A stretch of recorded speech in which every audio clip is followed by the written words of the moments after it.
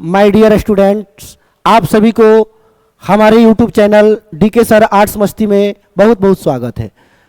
आप सभी को आज हम क्लास 10th क्लास का इकोनॉमिक्स अर्थशास्त्र के बारे में पढ़ाएंगे। पहला चैप्टर जिसका नाम है आजीविका का अर्जन। पहला चैप्टर के बारे में हम लोग देखेंगे कि अर्थशास्त्र क्या है, अर्थशास्त्र का कितना प्रकार होता है, अर्थशास्त्र में कौन सा कार्य होता है, इसके बारे में हम लोग जानेंगे आज। चलिए, पहला जो हम लोग आज जानेंगे अर्थशास्त्र के बारे में।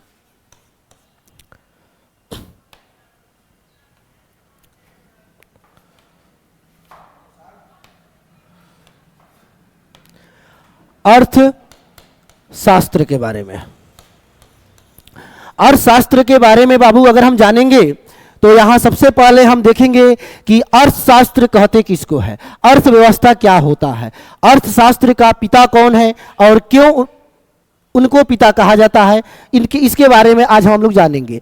तो सबसे पहले हम समझेंगे अर्थशास्त्र को। अगर बाबू हम देखें यहां पर तो अर्थशास्त्र को अगर संधि विच्छेद करके तोड़ते हैं तो यह दो भाग में टूटेगा। कितने भाग में? दो भाग में टूटेगा। पहला जो होगा आपका अर्थ, पहला शब्द हुआ अर्थ, और इसको प्लस करेंगे शास्त्र, या आप इसको व्यवस्था भी कह सकते हैं। बोले कि अर्थशास्त्र को हम कितने भागों में बांट सकते हैं बाबू? दो भागों में। पहला भाग जो हुआ आपका अर्थ हुआ, दूसरा भाग शास्त्र या व्यवस्था हुआ। अर्थ का अर्थ अगर जानेंगे, अर्थ का मतलब अगर हम जानेंगे तो अर्थ का मतलब होता है धन। अर्थ का मतलब क्या होता है? तो अर्थ का मतलब धन होता है। शास्त्र और व्यवस्था का मतलब होता है इकट्ठा करना। क्या करना बाबू? इकट्ठा करना। यानी पूरी अर्थशास्त्र में हम सिर्फ व सिर्फ धन के बारे में जानेंगे। किसके बारे में? धन के बारे में जानेंगे। किसमें? अर्थशास्त्र में। अर्थशास्त्र में हम किसके बारे में अध्ययन करेंगे? धन के बारे में अध्ययन करेंगे कि धन कहां से आता है, कैसे आता है, इसका उपयोग हम लोग कहां कहां कर सकते हैं, ये धन जो है कैसे कमाया जाता है, इसी सब प्रक्रिया के बारे में अर्थशास्त्र में पढ़ाया गया है कि धन को हम लोग कैसे अर्जित कर सकते हैं, धन को हम कैसे ला सकते हैं, धन को हम कहां खर्चा करेंगे। अर्थात कहने का मतलब है कि पूरे अर्थशास्त्र में सिर्फ व सिर्फ हम धन के बारे में ही पढ़ेंगे कि धन को कैसे इस्तेमाल करते हैं, कहां से लाते हैं, कैसे उपयोग करते हैं, कहां कहां खर्च करते हैं, और इसी प्रक्रिया, ये प्रक्रिया जो है अर्थशास्त्र के अंतर्गत होता है। बोलिए, इसमें कोई दिक्कत?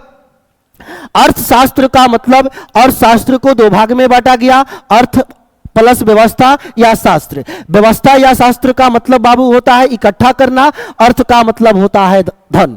यानी धन की इकट्ठा इसमें की जाती है। इसी प्रणाली को हम लोग क्या कर सकते हैं? अर्थशास्त्र। अर्थशास्त्र में हम सिर्फ व सिर्फ धन के बारे में पढ़ेंगे कि धन कैसे, कहां से आता है, क्या होता है और कहां जाता है, इसके बारे में पढ़ेंगे। बोलिए, इसमें कोई दिक्कत?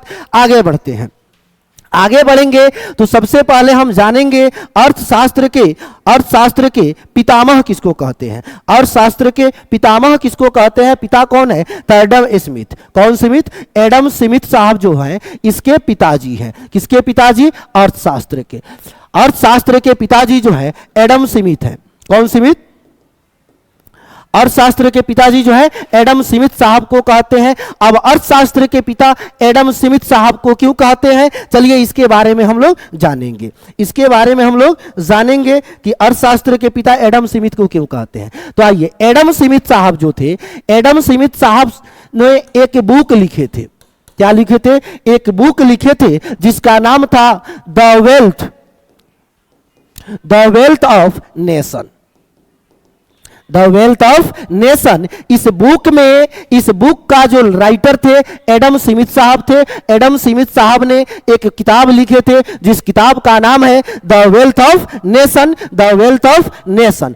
अब देखिएगा, कहा जाता है कि कभी कभी किसी व्यक्ति का एक शब्द जो होता है समझिए कि आपको कहां तक पहुंचा सकता है कि उसके बारे में हम लोग जानेंगे। तो यही एडम स्मिथ साहब ने एक बात बोले थे कि किसी भी राष्ट्र को विकसित होने के लिए या किसी भी राष्ट्र को विकास करने के लिए आपको धन की आवश्यकता होनी चाहिए। किसकी? धन की। इन्होंने बोले थे कि किसी भी राष्ट्र को या किसी भी देश को विकास करने के लिए, कौन सी बाबू? विकास करने के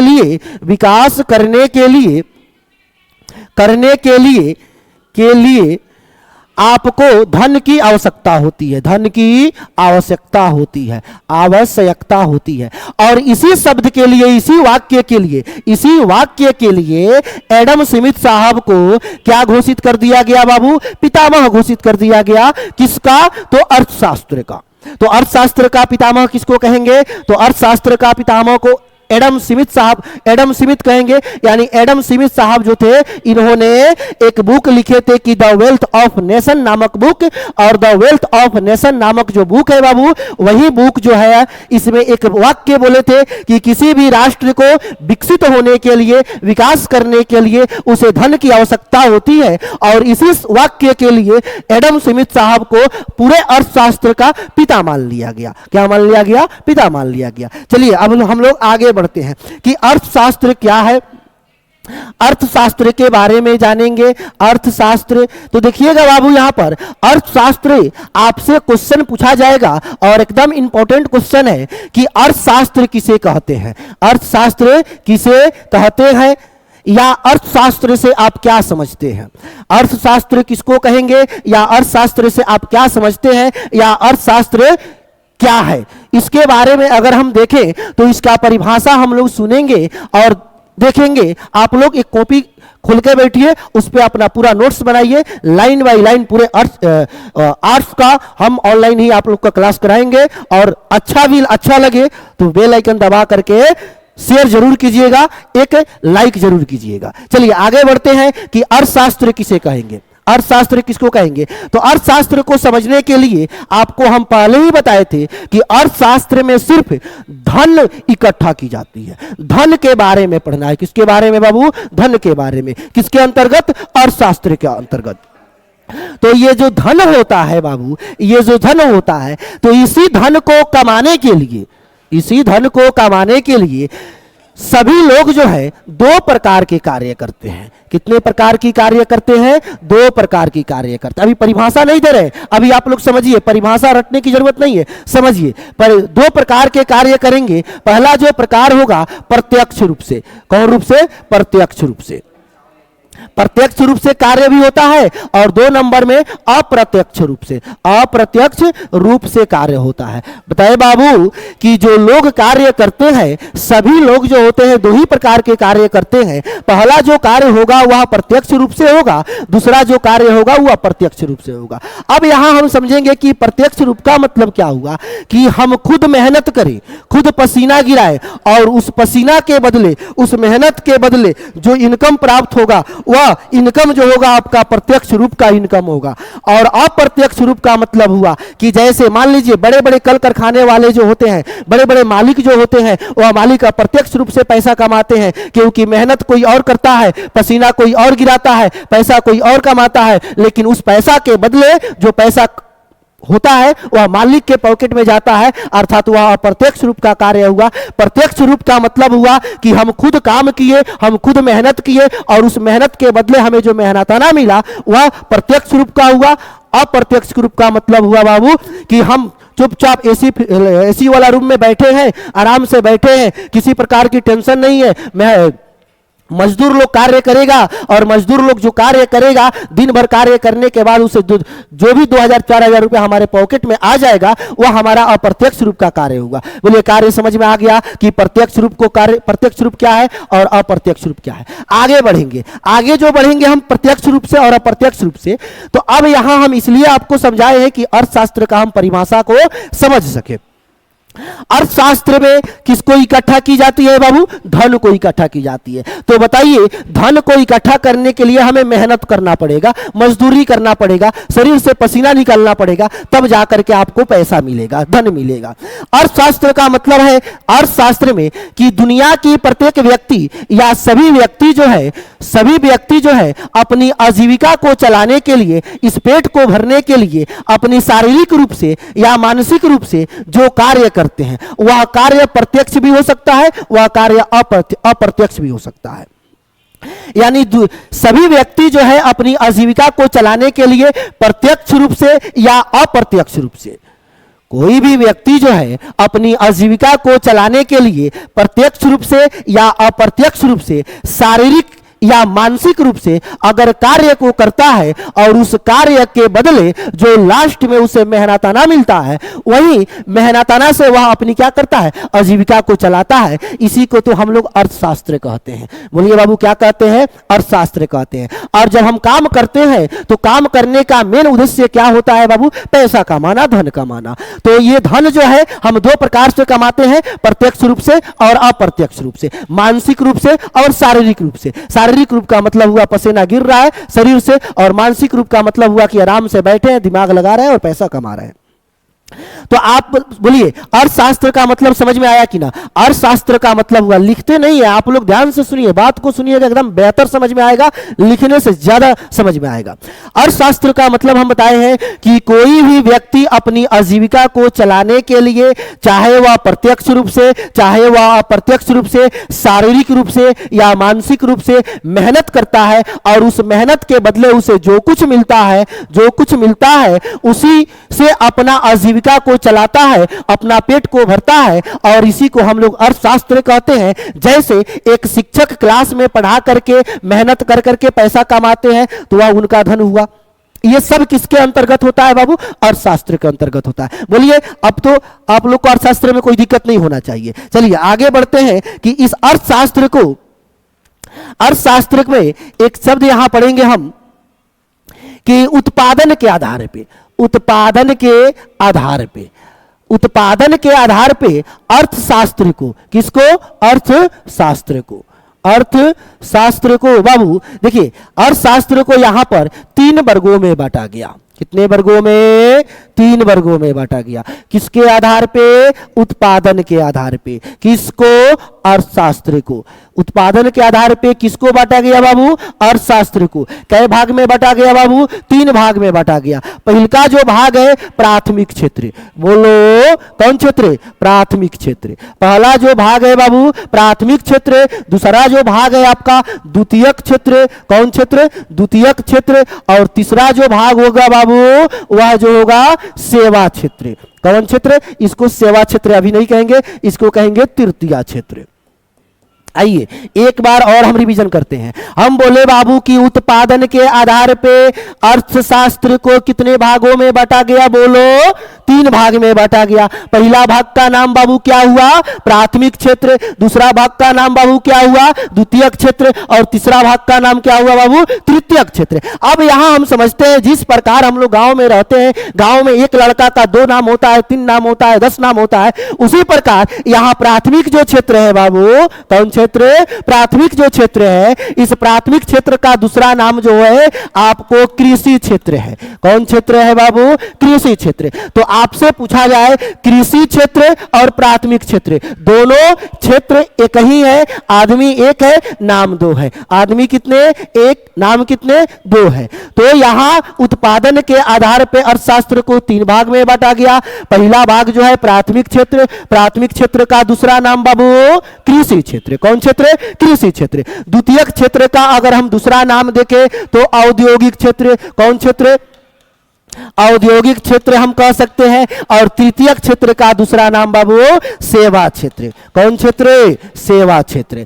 अब यहां समझिएगा, ये कृषि क्षेत्र, प्राथमिक क्षेत्र दोनों एक ही चीज है। द्वितीयक क्षेत्र, औद्योगिक क्षेत्र दोनों एक ही चीज है। तृतीयक क्षेत्र, सेवा क्षेत्र दोनों एक ही चीज है। अब यहां से आपको 1 नंबर में 100% 100% याद रखिएगा। आपके एग्जाम में एक ऑब्जेक्टिव इन तीनों से पूछा जाएगा तो पूछा जाएगा। यहां प्राथमिक क्षेत्र के अंतर्गत देखिएगा कृषि आएगा।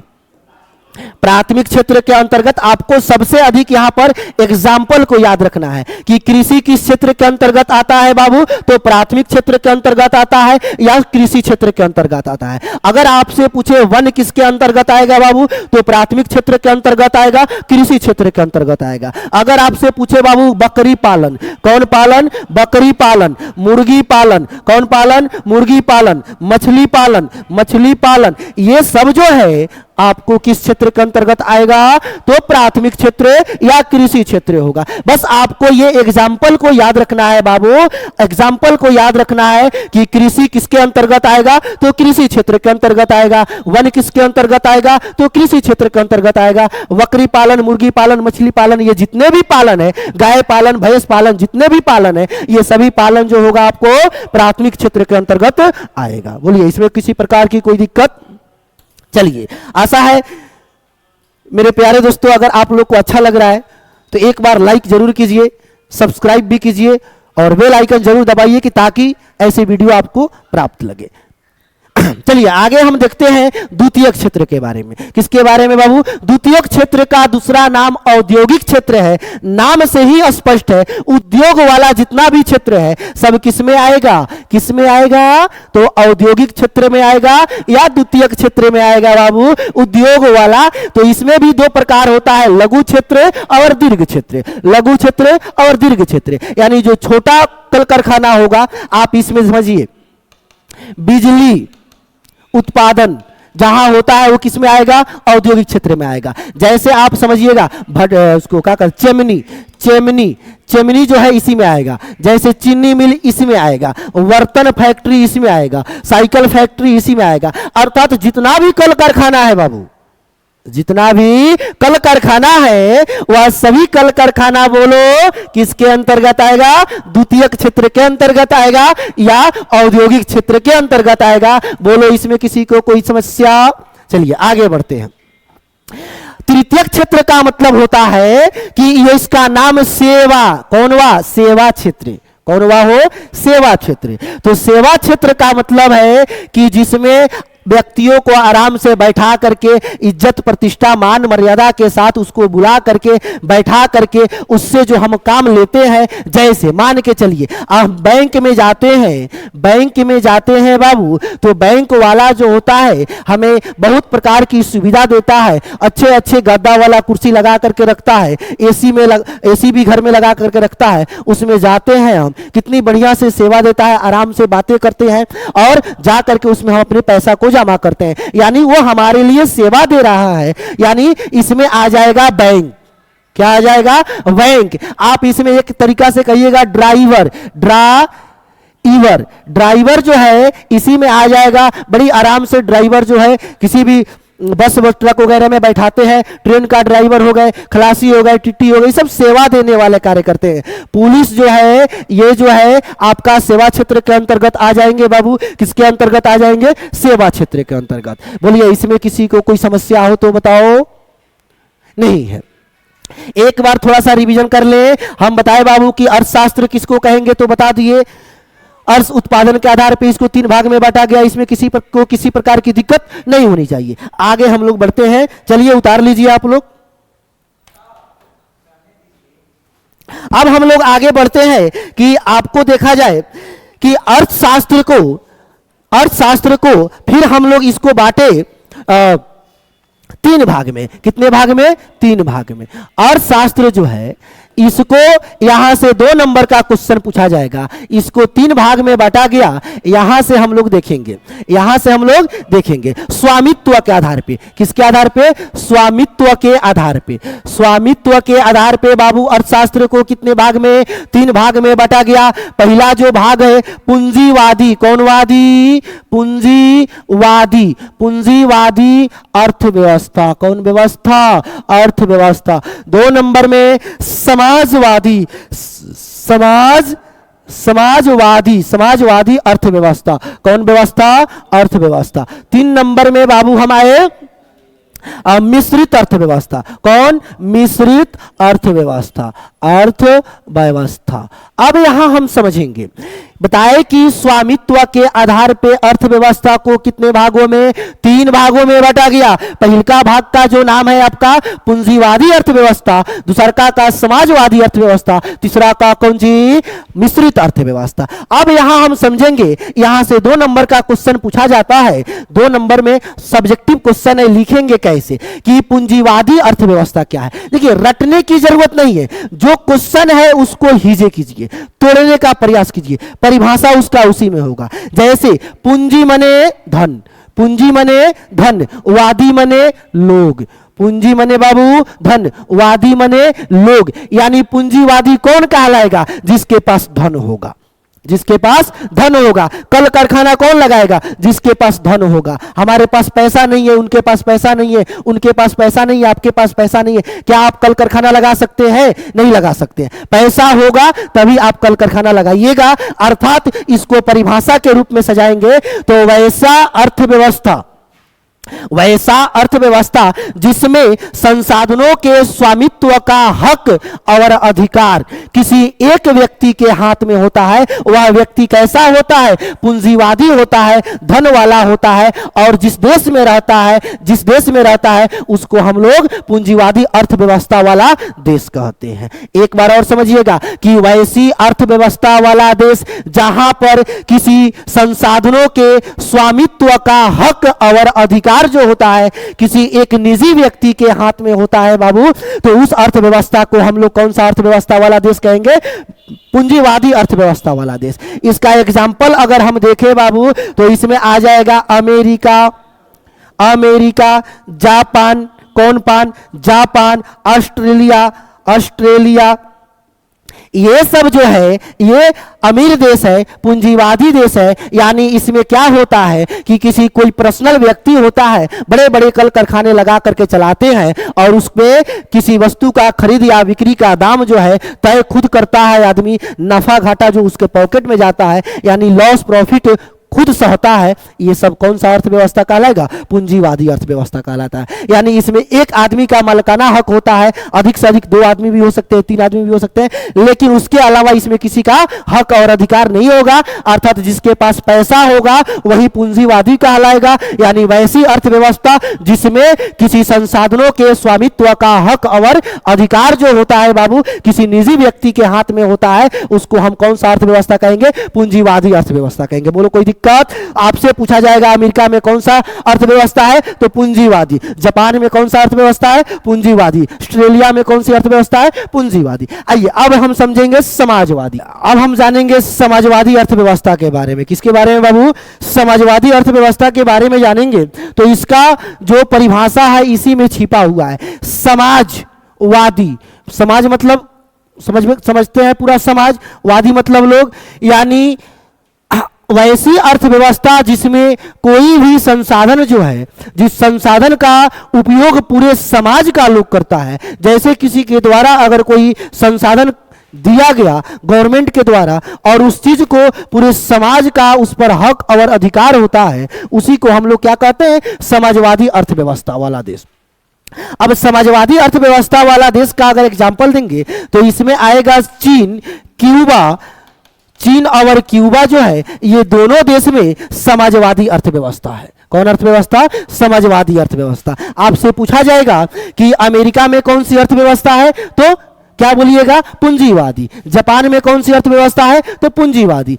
ऑस्ट्रेलिया में कौन सी अर्थव्यवस्था है तो पूंजीवादी। आपसे पूछा जाएगा चीन में कौन सी अर्थव्यवस्था है? समाजवादी। क्यूबा में कौन सी अर्थव्यवस्था है? समाजवादी। इसमें पूरे समाज का हक और अधिकार होता है। अब आ गया मिश्रित अर्थव्यवस्था। मिश्रित अर्थव्यवस्था वाला जो देश है, एकलौता देश हम लोग जो है भारत में, ये भारत जो है हम लोग का ना घर का ना घाट का दोनों तरफ से होता है। यानी भारत को इसमें आएगा भारत, कौरत भारत। यानी इसकी अगर परिभाषा हम दे बाबू तो इसकी परिभाषा जो होगा आपको कि वैसी अर्थव्यवस्था जिसमें संसाधनों के स्वामित्व का हक एवं अधिकार आधा जो है निजी व्यक्ति के हाथ में हो और आधा जो है सरकार के हाथ में हो। यानी आधा सरकार और आधा निजी व्यक्ति।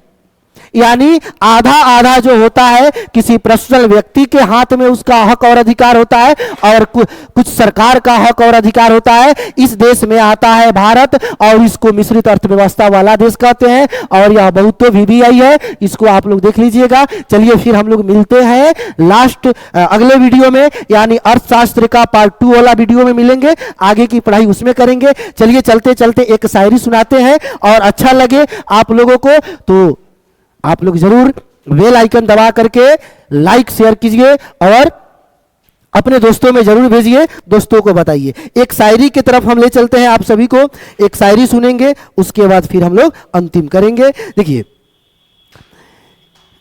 बदल जाओ वक्त के साथ, बदल जाओ वक्त के साथ, या फिर वक्त बदलना सीखो, मजबूरियों को मत कोसो, हर हाल में चलना सीखो। चलिए दोस्तों, एक और शायरी है, थोड़ा सा हंस लीजिए आप भी। तलाश मेरी थी भटक रहा था वो, तलाश मेरी थी भटक रहा था वो, दिल मेरा था धड़क रहा था वो, प्यार का ताल्लुक भी अजीब होता है दोस्तों, आंसू मेरे थे और सिसक रहा था वो। चलिए, अगर आप लोग को अच्छा लगे तो क्या बोलते हैं उसको, बेल आइकन जरूर दबाइएगा, चैनल को सब्सक्राइब कीजिएगा, और दोस्तों में शेयर कीजिए। फिर अगले वीडियो में हम लोग मिलते हैं पार्ट 2 में।